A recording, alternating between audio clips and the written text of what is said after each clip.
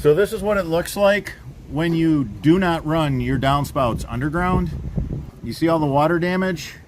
You see the brick veneer, look at this. I mean, there's nothing that can be done about this. The damage is already done, so this column is falling apart. It's missing mortar. Brick has deteriorated, look at that. This was a beautiful building. So now that we're grabbing up that downspout water, look at this. It causes shaling. It's a shame. It's a shame when a structure sees this kind of damage because of the water. You can see the whole bottom is deteriorated. It's so hard on brick veneer. And it's really hard on anything that's wood as well. Water was just leaking at the elbows and it was just dumping. Look at this. Water's quiet. The thing about water, it's not like fire where there's smoke and a smell before there's flames. Before your whole house is engulfed in flames, you can usually smell it and put the fire out, grab an extinguisher. Water's not going to do that. It's silent, it's quiet. While it's destroying your foundation, while it's doing tens of thousands of dollars worth of damage to your structure, it's quiet. You're not going to know. This channel's all about educating people. The homeowners especially. The contractors, you should know better. Look at this. So unfortunate. Just so unfortunate. I hate seeing that. I love brick veneer too. I'm a big fan of brick veneer. It's rich, it's elegant. But it wouldn't matter if this was wood, vinyl, all the rough construction under the veneering is the same. It's going to be rotted as well.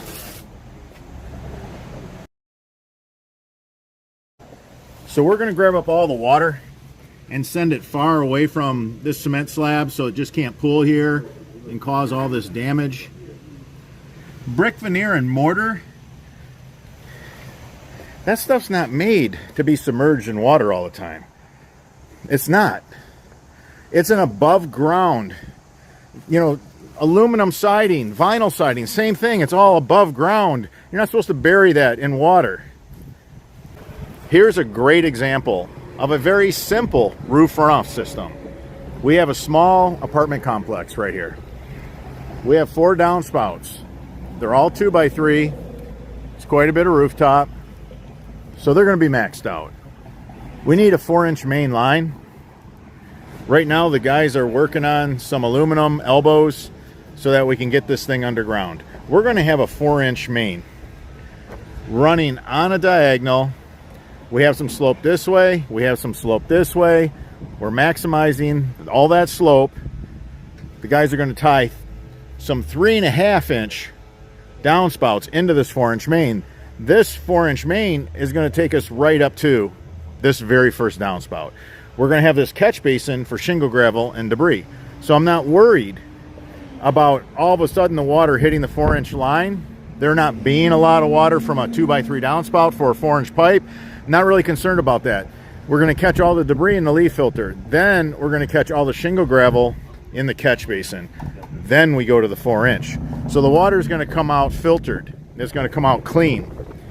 Over here, we don't need a 4-inch for flow. It's a 2x3. So we're going to run a 3.5-inch. That pipe's going to be a little higher. It's going to be dynamite. We're going to have a catch basin right there. This is going to tie right into this 4-inch main. This is a beautiful, simple system for this small apartment complex. We have another one right here. Same thing. Water rushes off the roof, goes through a leaf filter, ends up filtering out all the shingle gravel right at the catch basin, then come right down by the time the water gets to the main. This is clean water. I'm going to take this opportunity to talk about our 3.5-inch pipe in black. Why did we make a black? Well, let's be clear. It's not a recycled material. Most black pipes are. So why would you make a virgin pipe black if it's going to look like most recycled pipes? Well, a lot of homeowners buy some pipe and they do a temporary above ground. And they don't want white pipe or blue pipe that's extremely visible. They want something that's going to get lost in the shadows like black. Now, if your life is so busy that you can't put in that pipe, you could leave that black temporary line above ground to get that water safely away. If your sump pump discharge line quits working, run black. This is a heavy duty 3.5 inch pipe. It's virgin. If it takes you 2-3 weeks to get that pipe buried, at least the neighbors aren't asking you what's going on with that pipe running across your, front yard or side lot.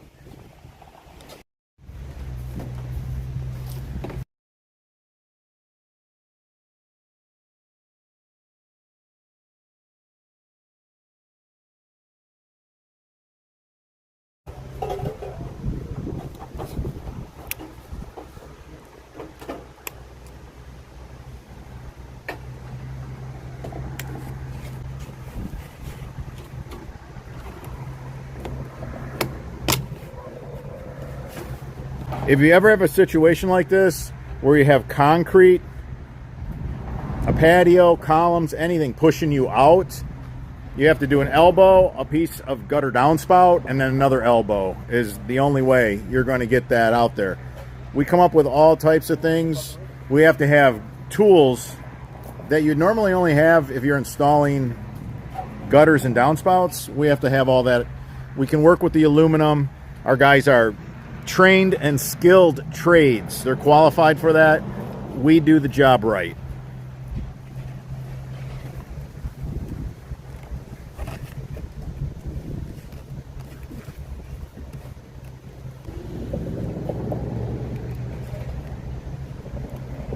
Be generous with your tile tape. Seal it up nice and tight. You don't want to lose any water pressure at those connections.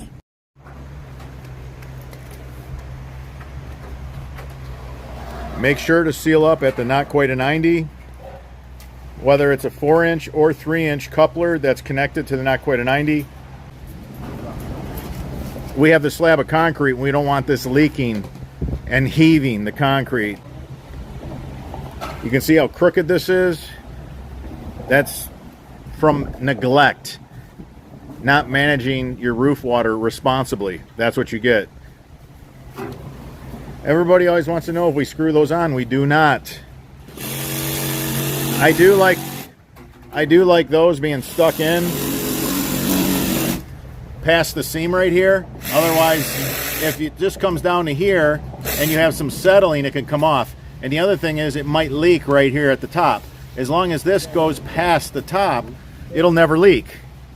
That housing is one piece. Once you get to the housing, there's no seams. That's by design. That did not happen by accident.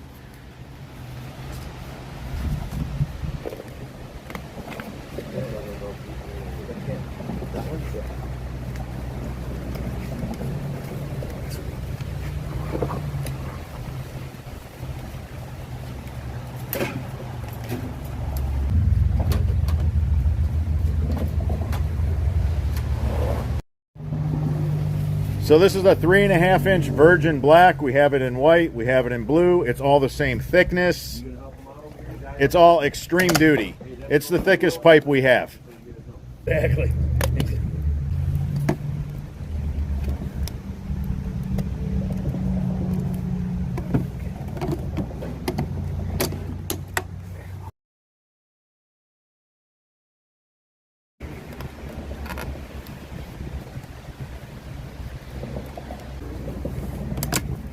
Quick, easy, fast to connect.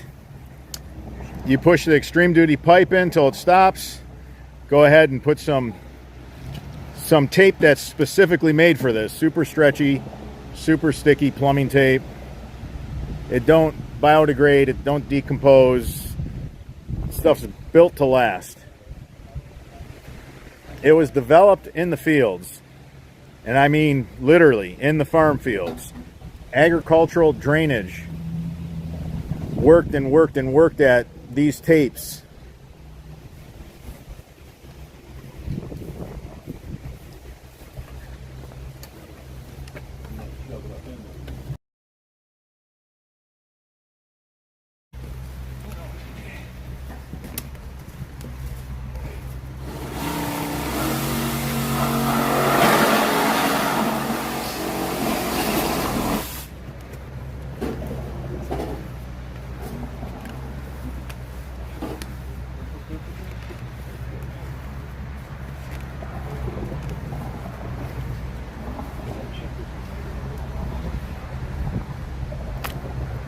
Beautiful connection. Watertight.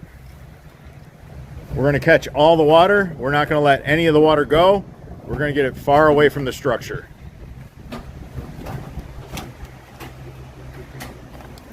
Make sure to stand on the pipe when you're backfilling it.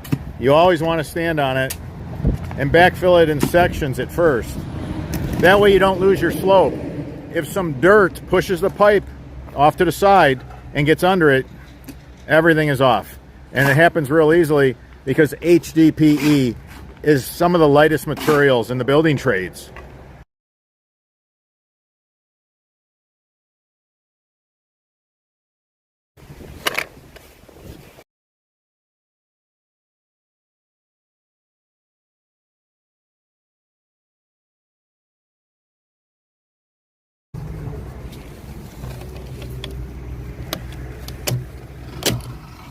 Quick, easy, fast. Tape all your connections. Make them watertight. You don't want to be losing water, and you don't want to lose your water pressure.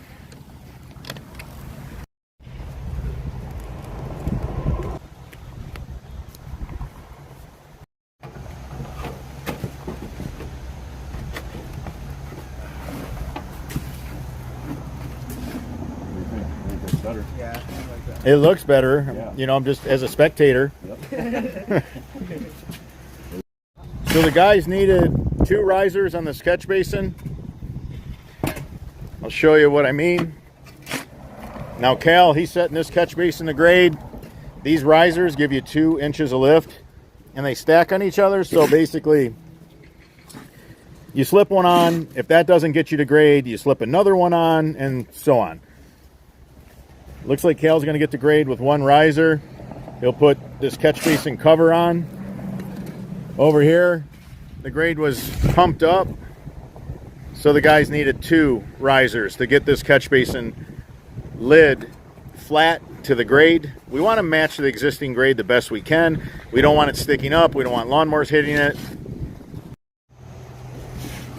So this is what I love about all the parts and pieces that we make.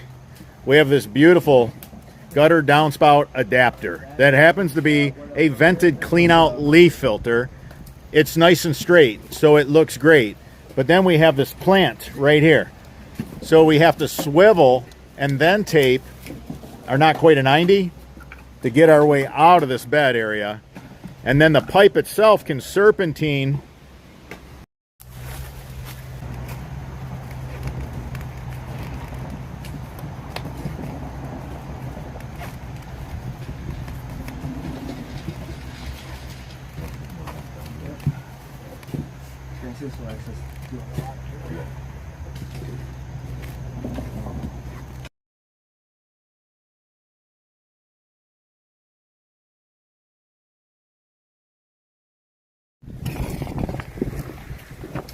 beautiful connection. Always use a 4-inch Y in a case like this. This is drainage done right here. Beautiful connection.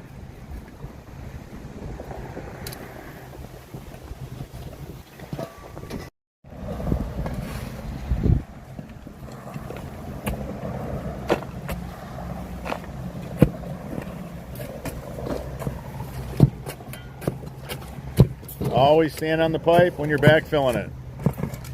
Take your shovel, chop up any of the really big clumps, rake it in, walk it in.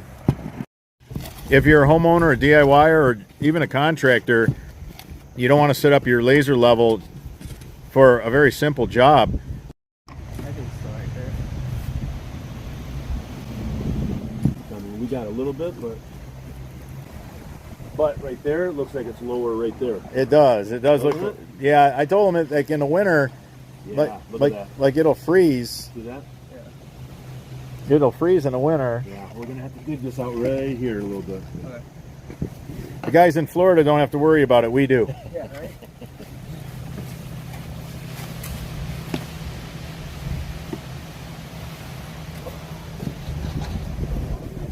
So always take a 4 foot, 4, 5, 6 foot, something big and long for a level if you do not have a laser transit. It's real simple. This is really important. You don't want to put all your sweat equity into a system and have negative slope on your trench and your pipe. So now this whole trench has been shaped.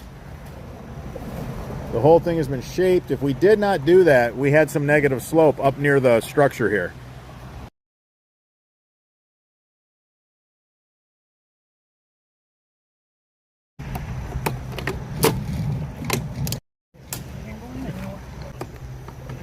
Always work together if you have somebody helping you.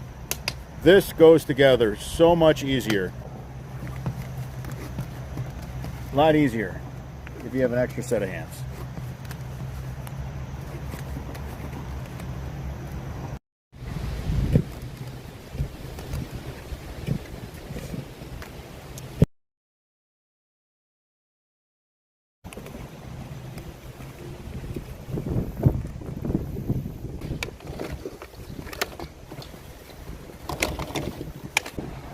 So you can see we have the 1 4-inch main trunk line. We started out 4-inch. We run it through a leaf filter, we run it through a catch basin. We know we have pure, clean water. Little under pressure for a 4-inch line, but I'm okay with it based on the leaf filter and the catch basin. Then we have 3-inch line. We're able to give it more slope. We really had to work on this one to get the slope right. The guys did a great job. There was a belly originally. We cleaned up that belly.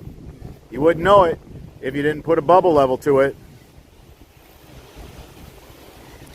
The guys are just wrapping this up.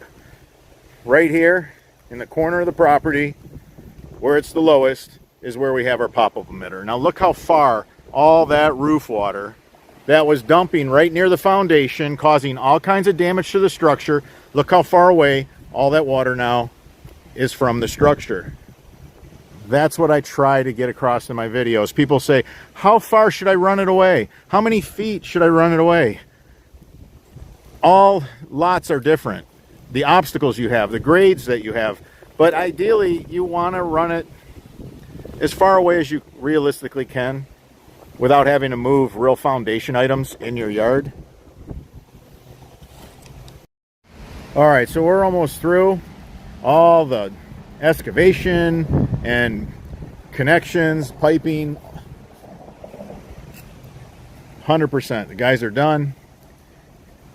They're going to start working on putting the turf back. We grabbed up all the water. Real nice. Took it to a pop-up right here in the corner.